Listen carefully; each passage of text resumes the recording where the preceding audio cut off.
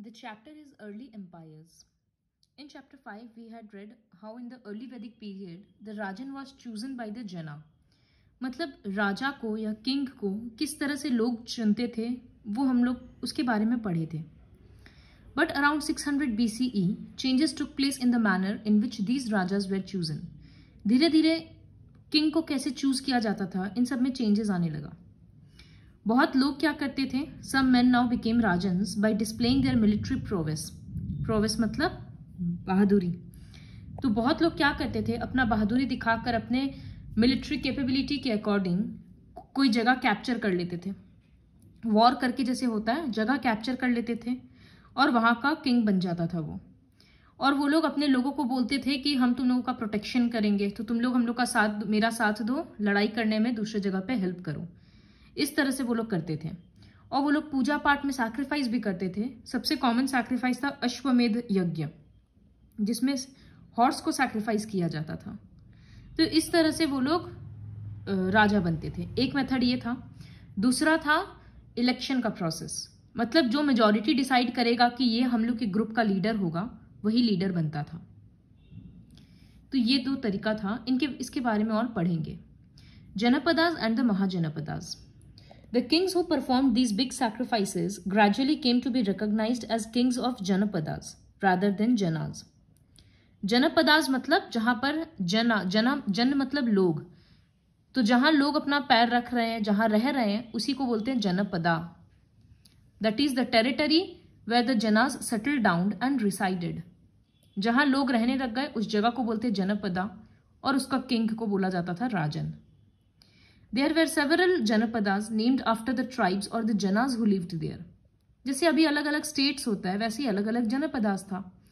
नाम किसके नाम पे होता था? वो ट्राइबल ग्रुप के नाम के अकॉर्डिंग होता था. फिर दो जनपदा जैसे मिल गया, बहुत बड़ा जमीन बन गया, तो उसको बोला जाता था महाजनपदास. तो they evolved into larger political entities known as Mahajanapadas और the great kingdoms. Buddhist text से पता चलता है कि इस तरह का 16 ग्रेट किंगडम्स था. रिपब्लिक्स था या महाजनपदा था, कुछ भी बोल सकते हैं. कौन सा 16 महाजनपदास था वो यहाँ लिखा हुआ है. काशी, कोशाला, अंगा, मगध, विदेहा, मला, छेदी, वत्सा, कुरु, पंचाल, मत्स्य, सुरासेना, अस्मका, इस तरह से बहुत सारा है. Avanti, Gandhara and Kamboja. Of these many mahajanapadas 4 emerged as the most important after years of infighting. इन 16 महाजनपदास में से 4 बहुत इंपॉर्टेंट था. मगध, वत्सा, अवंती और कोशाला. बाकी सारा आपस की लड़ाई में ही खत्म हो गया. But with in 200 years Magadh had overtaken the other 3. इन चारों में से भी सबसे बड़ा महाजनपदा था मगध. इसके पीछे का बहुत सारा कारण रहा है जो बाद में पढ़ेंगे. Now the next topic is types of government. Government 2 type का था. एक मोनार्की और एक रिपब्लिक्स, जिसको बोला जाता था गणसंघाज. सो मोनार्किस तो पता है कि एक राजा अगर है तो उसके डेथ के बाद उसका बेटा या उसके कोई फैमिली वाला ही राजा बनेगा. तो किसी पावरफुल फैमिली के बिलोंग करते हुए हेड को राजा बनाया जाता था. And kingship was hereditary. जो भी एल्डेस्ट सन होगा उस राजा का, वही सारा किंगडम इनहेरिट करेगा. इस तरह से रीत चलता था. The king came to symbolize the state. He had absolute powers and was regarded as the protector of society and dharma. सारा पावर्स उसके पास था. लोगों का प्रोटेक्शन वही करता था. आर्मी उसके अंडर में था. वो जो भी चाहे रूल निकाल सकता था. टैक्स लेता था. इस तरह से था.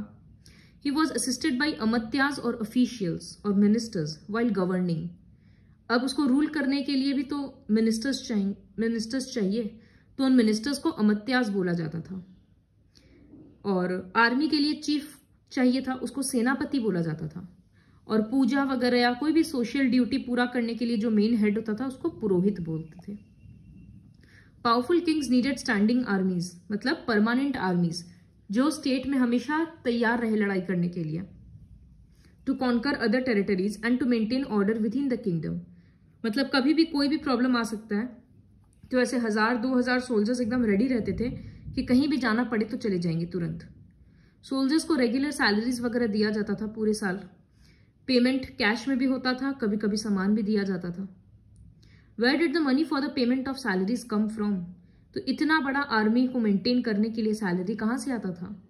The Kings used income from taxes for paying the soldiers.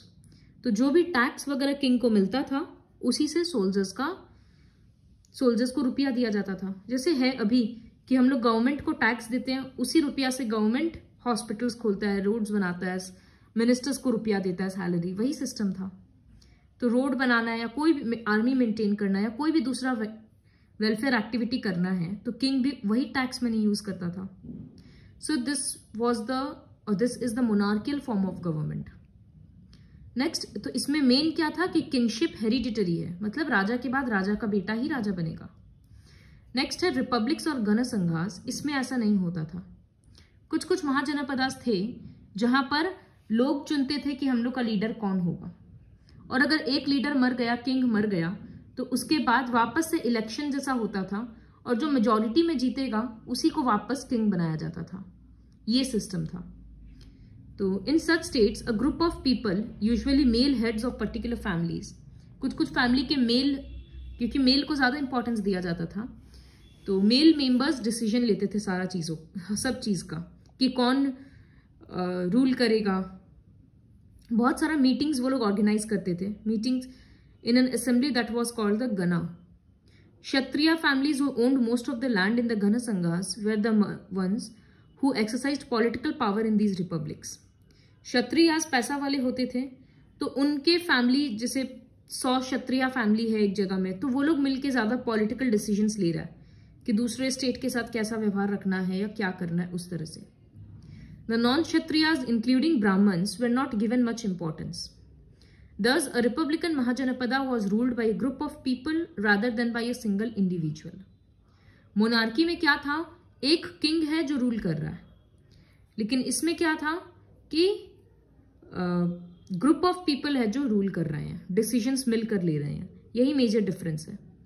और डिसीजन मेजॉरिटी से लिया जाता था, जैसे डेमोक्रेसी में होता है। ये इस तरह का रिपब्लिक कहाँ था? हिमालयन फुटहिल्स, पंजाब और north west India. All the kingdoms and the gana संघास had large capital cities. कुछ कुछ सिटीज तो फोर्टिफाइड भी था। फोर्टिफाइड मतलब फोर्ट बना हुआ था, चारों तरफ दीवार था, ताकि बाहर से कोई आकर अटैक ना कर दे। Agriculture was the main occupation of the people, and it was the income from agriculture that formed the foundation of monarchical and republican states. Maximum लोग एग्रीकल्चर ही करते थे, खेती करते थे, तो टैक्स सबसे ज्यादा एग्रीकल्चर से ही आता था, तो किंग का सारा काम इसी रुपया से चलता था।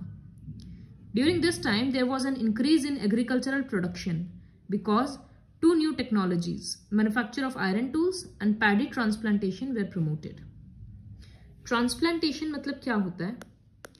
एक छोटे से फील्ड में या रूम्स के साइज के जगह में प्लांट्स की मतलब क्रॉप्स को लगाया जाता है।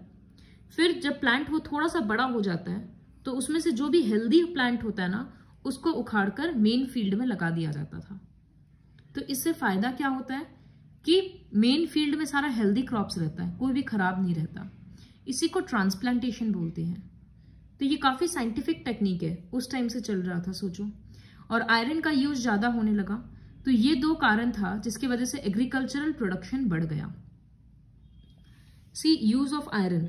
Iron now began to be used extensively. The growing use of iron in the manufacture of plowshares and other agricultural implements meant that the heavy clayey soil of the Gangetic plain could be turned over easily, leading to an increase in agricultural production. Plough करना मतलब वो जो करते हैं ऐसे खींचने वाला काम, काउ बुल के पीछे लगाकर ट्रैक्टर से। तो उस टाइम पे तो ट्रैक्टर नहीं था, लोग प्लॉ से करते थे। तो प्लॉ अगर एकदम हैवी मेटल का होता था तो इसका मतलब सॉइल इजीली लूज किया जा सकता है, तो एग्रीकल्चर ज्यादा किया जाता था। तो people now made iron axes which help them in clearing forests. जंगल काटने के लिए एक्स चाहिए था, वो भी लोहा का होने के कारण जल्दी जल्दी पेड़ कटता था, तो लोग दूर दूर जाकर जंगल काटते और एग्रीकल्चर करने लग गए थे। इस तरह से उत्तर प्रदेश और बिहार के आसपास लोग सेटल होने लग गए। Paddy transplantation. People also learned the technique of paddy transplantation. In this type of plantation, saplings were grown and then planted in prepared fields. rather than seeds being scattered on the ground. Generally क्या किया जाता है, seed बिखेर दिया जाता है, लेकिन इसमें क्या किया जाता था, पहले छोटा छोटा प्लांट्स कहीं और उगाया जाता था, फिर उस प्लांट को मेन फील्ड में शिफ्ट किया जाता था. This back-breaking work required the employment of more dases and karmakars, but in led to an increase in agricultural production. इसमें काम डबल हो गया, एक बार छोटे से जगह पे प्लांट कर रहे हैं, फिर मेन फील्ड में लेके जा रहे हैं, तो इसीलिए ज़्यादा लेबरर्स का ज़रूरत पड़ता था, लेकिन प्रोडक्शन भी बदले में इनकम भी ज़्यादा था, तो इसलिए लोग करते भी थे. So in this video I will teach up to here only.